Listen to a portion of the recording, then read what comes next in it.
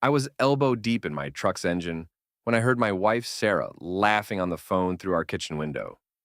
Not her polite work laugh or her fake social laugh. This was her genuine, belly deep amusement. The kind she used to save for me, back when I was the joke she laughed with instead of at. "Oh my God, you should see him," she was saying, voice carrying across our quiet suburban street.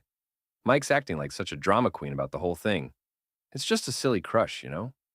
I told him to stop being so paranoid, but he keeps checking my phone like some jealous teenager. My wrench slipped, scraping knuckles against the radiator. Blood welled up, but I barely felt it. 22 years of marriage, and I'd become the punchline to her conversations with whoever was on the other end of that call.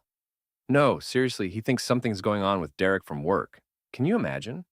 Derek's engaged, for crying out loud. Mike's just, I don't know, maybe he's having a midlife crisis or something. Derek. The name hit me like a sucker punch to the gut. Derek Morrison, her so-called work husband at the tech plant, where Sarah worked in HR.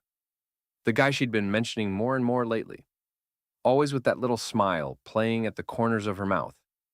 I wiped my hands on an old rag and moved closer to the window, staying in the shadows of our garage.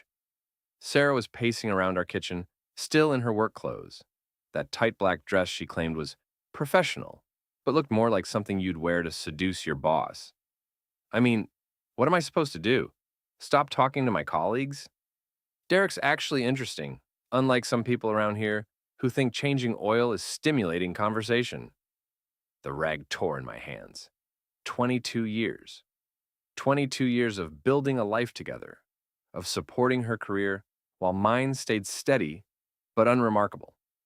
22 years of being the reliable guy, the one who fixed things, who paid the bills on time, who never complained when she worked late or went out with the girls from the office. You're right, I should just ignore Mike's paranoia. If he wants to act like a drama queen, that's his problem. That's when something inside me snapped. Not the explosive kind of snap you see in movies, but the quiet, cold kind that happens when you finally see the truth you've been avoiding for months. I pulled out my phone and opened our cell phone account. Sarah didn't know I had access to the detailed billing. She'd never been good with technology, always asking me to handle the boring stuff, like accounts and passwords. Funny how the boring stuff suddenly became interesting when you needed to know who your wife was texting at midnight. The records loaded slowly, but when they did, my blood turned to ice water. Hundreds of texts between Sarah and Derek's number. Calls that lasted hours, usually when I was at work or out running errands. The pattern was clear as daylight once you knew where to look. I scrolled through the timestamps. Last Tuesday night when she said she was working late, 47 text messages with Derek. Last weekend when she went to her sister's house, a 2-hour phone call with him. This morning before I woke up, good morning texts that started at 5:30 a.m. My hands were shaking as I took screenshots of the most damning evidence. Then I did something that surprised even me. I started laughing. Not the bitter laugh of a broken man, but the dark chuckle of someone who'd just figured out the rules of a game he didn't know he was playing. Sarah was still on the phone, still talking about her paranoid husband and her innocent work friendship, still painting me as the villain in her story. Well, if she wanted a villain, maybe it was time to give her one. I walked into the house, my work boots heavy on the hardwood floors Sarah had insisted on installing last year. She looked up when I entered the kitchen, quickly ending her call with a hasty, "I'll talk to you later." "How's the truck?" she asked, that fake, bright tone she used when she was trying to deflect. "Truck's fine," I said, holding up my phone, "but we need to talk."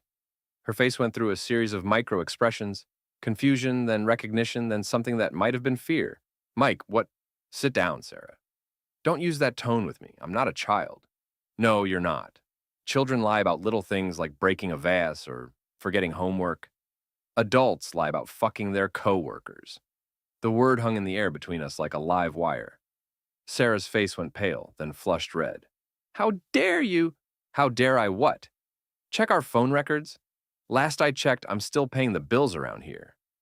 I set my phone on the kitchen table, the screenshots clearly visible.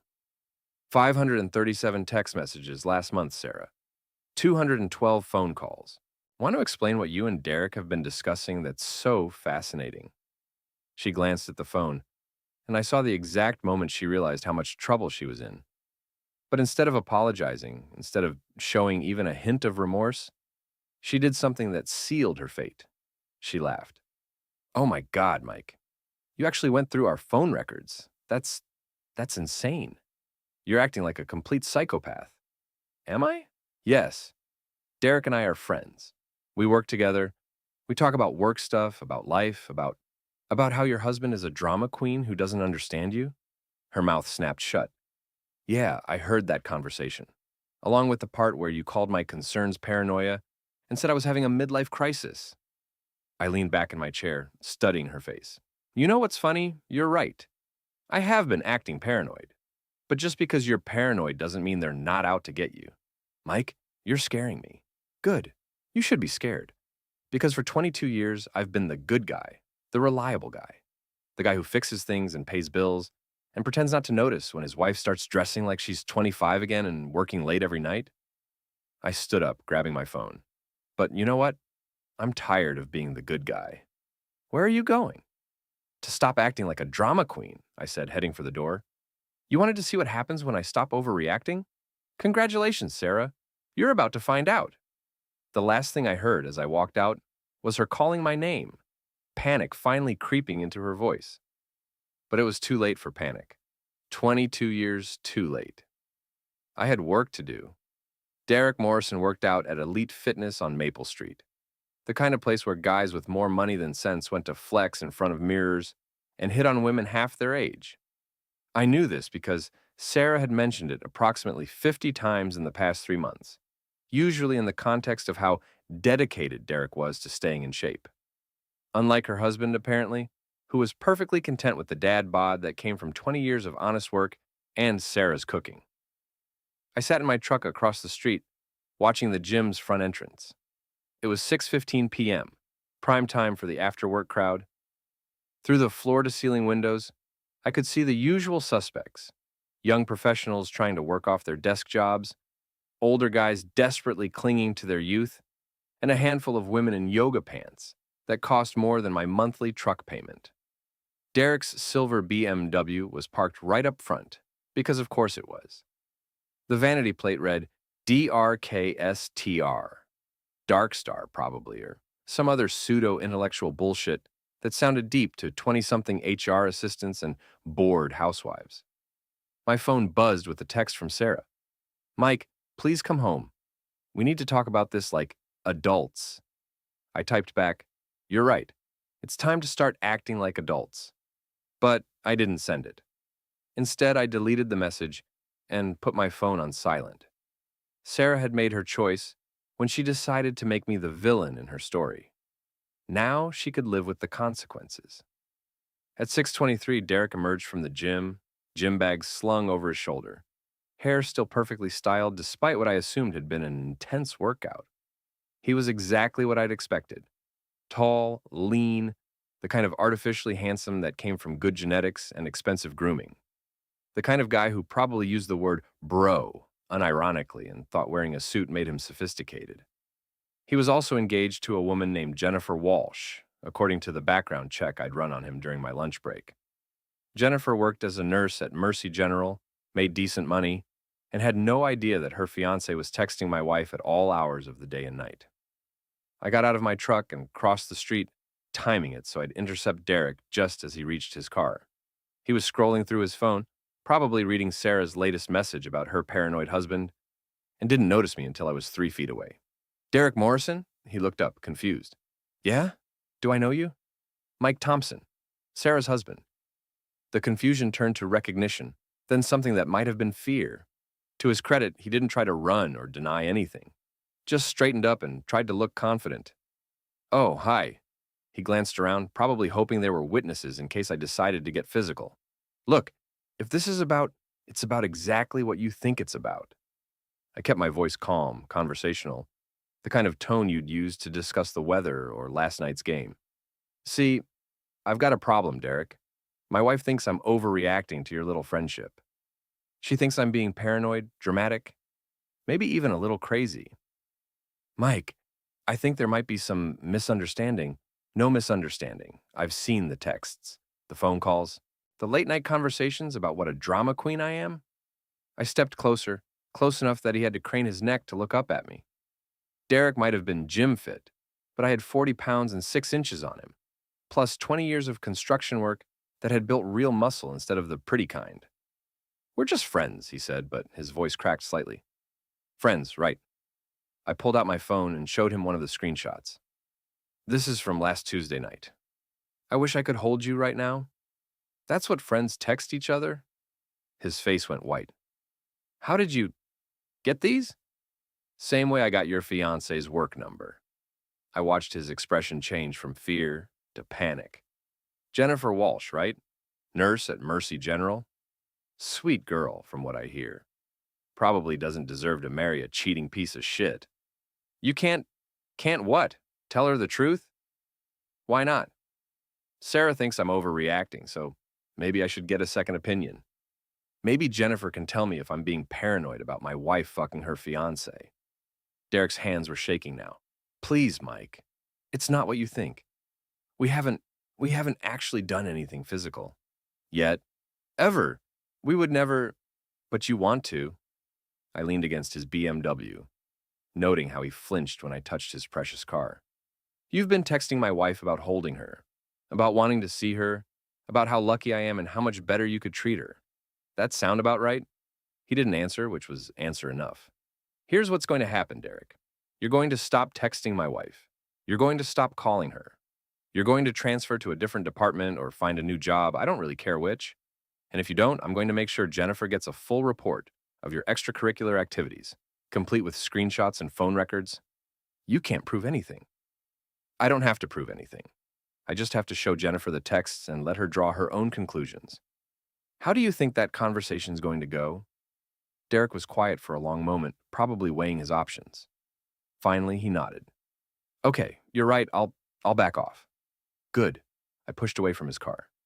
Oh, and Derek, if I find out you've warned Sarah about this conversation, or if you try to spin this like I threatened you, I'll make sure everyone at your office knows exactly what kind of man their star employee really is. We clear?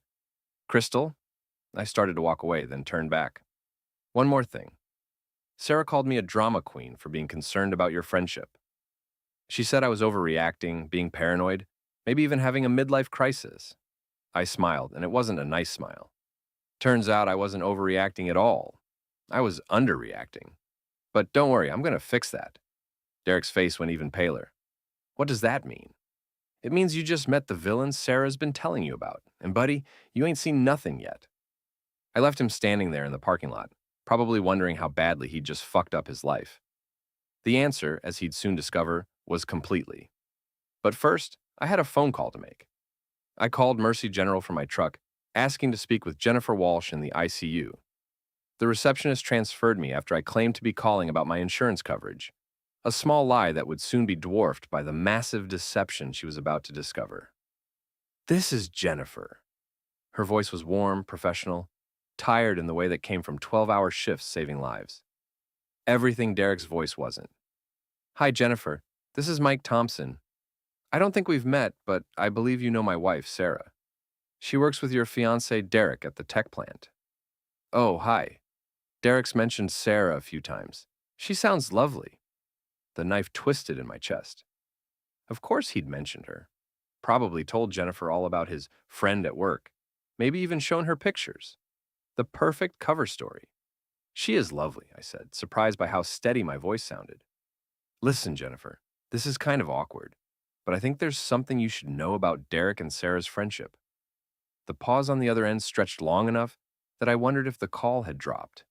Finally, Jennifer spoke, and her voice had lost its warmth. What kind of something? The kind that involves 500 text messages last month and phone calls that last until 2 in the morning. The kind where they talk about holding each other and how lucky I am to have her. I took a breath. Jennifer, I'm not calling to hurt you. I'm calling because if I were in your position, I'd want to know. What are you saying exactly? I'm saying your fiancé is having an emotional affair with my wife. And from the texts I've seen, it's heading toward becoming a physical one real soon. Another long pause. Then, can you prove that?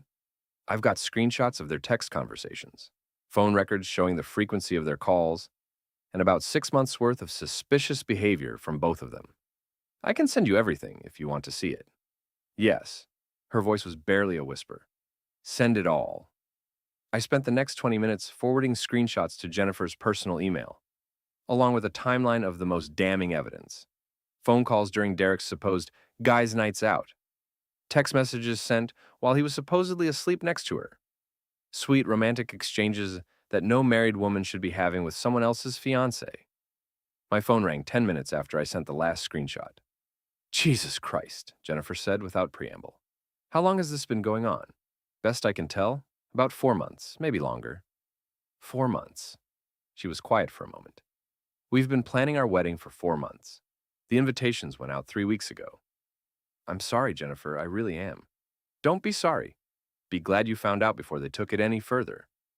Her voice was getting stronger, anger replacing hurt. What are you going to do about Sarah? I haven't decided yet. What about Derek? Oh, I know exactly what I'm going to do about Derek. There was something in her tone that made me smile for the first time all day. Want some company? I was thinking about paying him another visit. You've talked to him already? About an hour ago. Told him to back off or I'd tell you everything. Guess he didn't take me seriously. He never takes anyone seriously. It's part of his charm. The bitterness in her voice was sharp enough to cut glass. Where is he now? Probably at Murphy's Pub on 5th Street. That's where he goes when he wants to think, according to Sarah. How do you know that? Because my wife tells me everything about Derek's habits, his preferences, his schedule. She just doesn't realize how much she's telling me. Jennifer was quiet for a moment. Mike, I want to see his face when he realizes his life just fell apart. Is that terrible? If it is, then we're both terrible. I'll meet you at Murphy's in 20 minutes. I'll be there. Murphy's Pub was exactly the kind of place Derek would choose to nurse his wounded pride. Dim lighting, expensive whiskey, and enough ambient noise to cover a private conversation. I spotted his BMW in the parking lot and Jennifer's Honda Civic pulling in right behind my truck. Jennifer Walsh was not what I'd expected. Somehow, I'd pictured someone more like Sarah. Polished, ambitious, the kind of woman who cared about status and appearances. Instead, Jennifer looked like exactly what she was, a nurse who'd just finished a 12-hour shift and discovered her fiancé was cheating on her. Her scrubs were wrinkled, her dark hair pulled back in a messy ponytail, and her eyes were red-rimmed but blazing with fury. That's his car, she said, pointing at the BMW. You sure you want to do this? Once we walk in there, there's no taking it back. There was no taking it back the moment he started texting your wife. She straightened her shoulders. Let's go ruin his night. Derek was sitting at the bar, nursing what looked like his second or third whiskey. He was staring at his phone, probably wondering why Sarah hadn't responded to his messages about our parking lot conversation. He looked up when Jennifer sat down next to him, and his face went through the same series of expressions I'd seen earlier. Confusion, recognition, then dawning horror. Jen, what are you doing here? I thought you were working late. I got off early. She signaled the bartender. Whiskey neat, please. Make it a double. Derek glanced around nervously, probably looking for escape routes. That's when he spotted me taking the seat on Jennifer's other side. Mike, what the hell? Hello again, Derek. Fancy meeting you here? Jennifer, I can explain.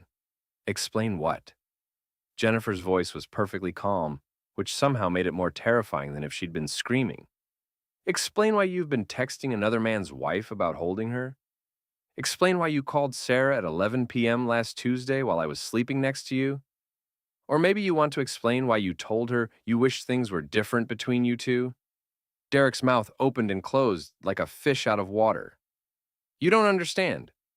I understand perfectly. Jennifer pulled out her phone and set it on the bar. I understand that my fiancé is a lying, cheating piece of shit who's been planning to leave me for his married coworker. That's not, never what? Never fucked? Congratulations, Derek. You want a medal for not quite completing your betrayal? She knocked back half her whiskey in one swallow. Tell me something. Were you planning to wait until after the wedding to start screwing her? Or were you going to call it off and leave me with $40,000 in wedding debt? Jennifer, please, let me explain. Explain to someone who gives a shit. She stood up, pulled off her engagement ring, and dropped it into Derek's whiskey glass. We're done. Derek stared at the ring sinking to the bottom of his glass, then looked up at me. This is your fault. You couldn't just let it go. My fault, I laughed, and several other patrons turned to look. My fault that you were fucking around with my wife? My fault that you got caught? Or my fault that your fiancé has enough self-respect to dump your cheating ass? We weren't doing anything wrong. Then why did you promise to stop when I confronted you earlier? I leaned closer. See, Derek, that's the problem with liars. You can't keep your story straight. Derek's face was red now, whether from anger or embarrassment, I couldn't tell. You had no right to involve Jennifer in this. I had every right. She's about to marry you. She deserves to know what kind of man she's marrying. You destroyed my relationship? No, Derek. You destroyed your relationship. I just turned on the lights so Jennifer could see what you'd done. Derek stood up abruptly, his chair scraping against the floor. This isn't over. Yeah, it is. Jennifer's voice was steady as granite. We're over, Derek. Your little romance with Sarah is over. And if you come near me again, I'll make sure everyone at the hospital knows exactly why I called off our wedding. Derek looked back and forth between us, probably trying to figure out if he could salvage anything from the wreckage of his life. Finally, he threw a 20 on the bar and stormed out, leaving his whiskey and Jennifer's engagement ring behind. Jennifer stared at the ring for a long moment, then looked at me. What happens now? Now we go home and deal with the fallout. Sarah's probably been calling Derek all evening, wondering why he's not responding to her texts. Good, let her wonder. Jennifer finished her whiskey and stood up. Mike, thank you. For calling me, I mean. I know it couldn't have been easy.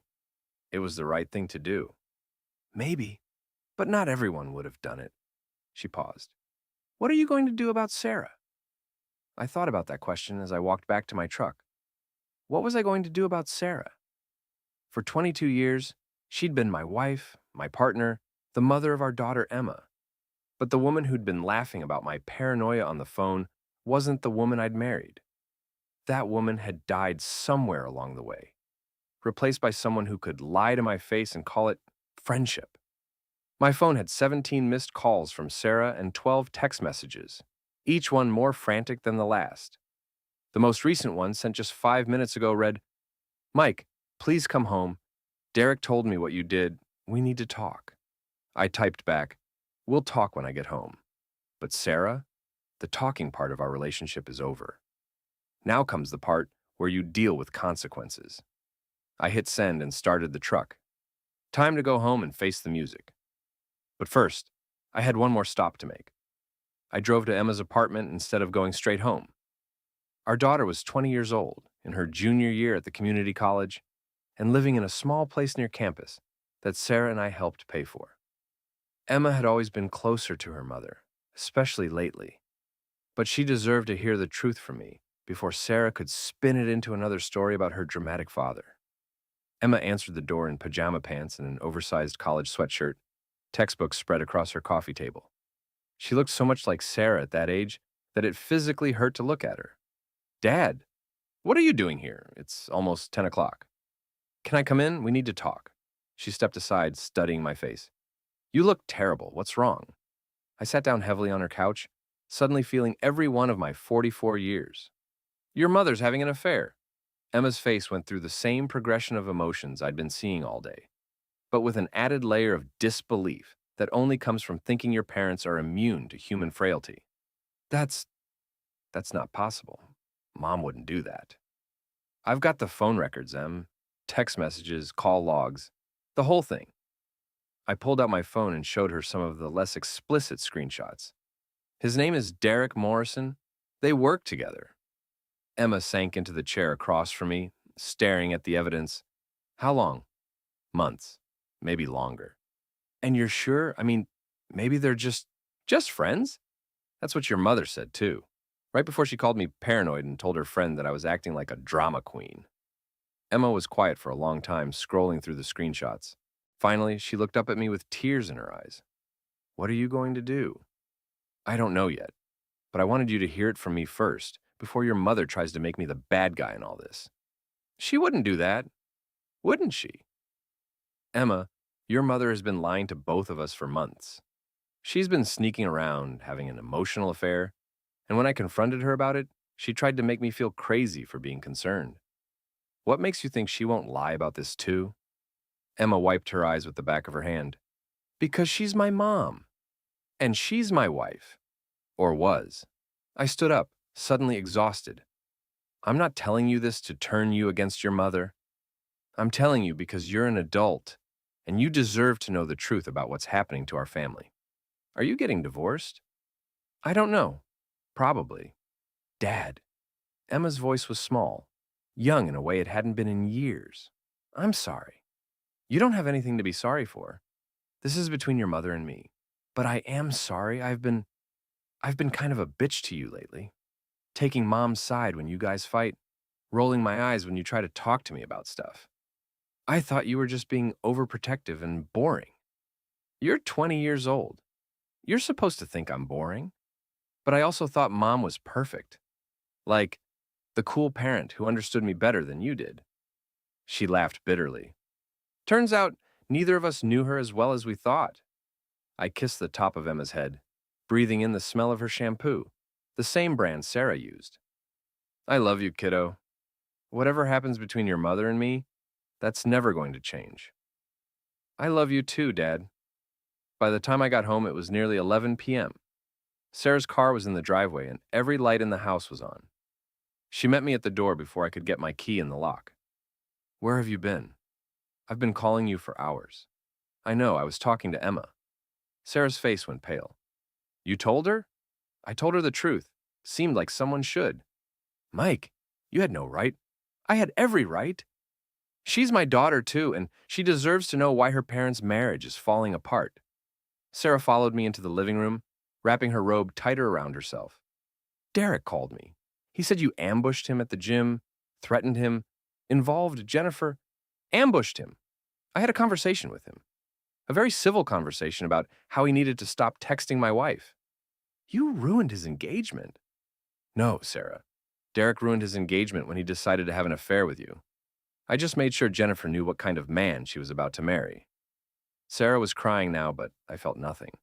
No sympathy, no urge to comfort her, no instinct to make everything better. 22 years of being her emotional support system, and I felt absolutely nothing. It wasn't an affair, she said. We never actually did anything physical. Yet, ever, we would never have bullshit. I sat down in my recliner, the same chair where I'd watched TV with Emma when she was little, where I'd fallen asleep reading the newspaper on Sunday mornings, where I'd planned to grow old with the woman I thought I'd married. You were already planning it, Sarah. I saw the texts about meeting up, about finding time alone, about how much you wished things were different. We were just talking about fucking each other, about leaving our respective partners, about starting a new life together. I looked at her, really looked at her, and saw a stranger. When were you going to tell me?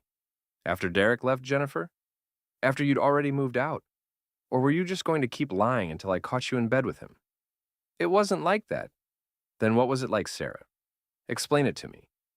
Help me understand how my wife of 22 years ends up texting another man about holding him, about wishing she could be with him, about how lucky I am to have her when she's already checked out of our marriage.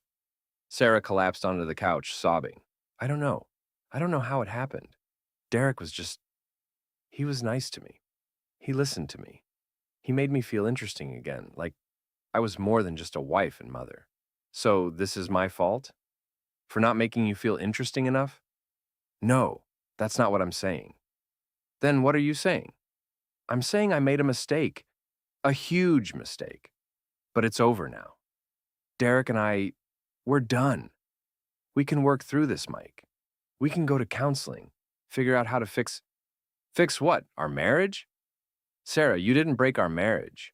You burned it to the ground and pissed on the ashes. That's not true, isn't it? For months, you've been lying to me. For months, you've been emotionally intimate with another man. For months, you've been planning a future that didn't include me. And when I finally figured it out, instead of apologizing or showing even a hint of remorse, you called me paranoid. You made me feel crazy for trusting my instincts. I was scared. You were caught. There's a difference. Sarah looked up at me. Mascara streaked down her cheeks, and for a moment I almost felt sorry for her. Almost. What do you want me to do, Mike? How do I fix this? You can't fix this. You can't unfuck Derek, even if it was only emotional. You can't take back the lies, the sneaking around, the months of making me feel like I was losing my mind. And you sure as hell can't take back laughing about my concerns to whoever you were talking to on the phone today. I wasn't laughing at you. Yes, you were. You called me a drama queen, Sarah. You said I was overreacting, being paranoid, maybe having a midlife crisis. You turned my legitimate concerns about my wife's behavior into a joke for your friends. Sarah was quiet for a long moment. Then, what happens now? Now you sleep in the guest room. Tomorrow you find a lawyer, and we figure out how to divide up 22 years of marriage as fairly as possible. Mike, please. I'm done, Sarah. We're done. I stood up and headed for the stairs, leaving her crying on the couch. Halfway up, I turned back. Oh, and Sarah? Next time you want to call someone a drama queen for being concerned about their spouse's behavior, make sure you're not actually fucking around first. It kind of undermines your credibility. I went to bed alone that night for the first time in 22 years, and for the first time in months, I slept like a baby. 3 months later, I was sitting in my lawyer's office signing the final divorce papers. Sarah had tried to fight for half of everything, including the house and my construction business, but her affair had given me significant leverage in the negotiations, and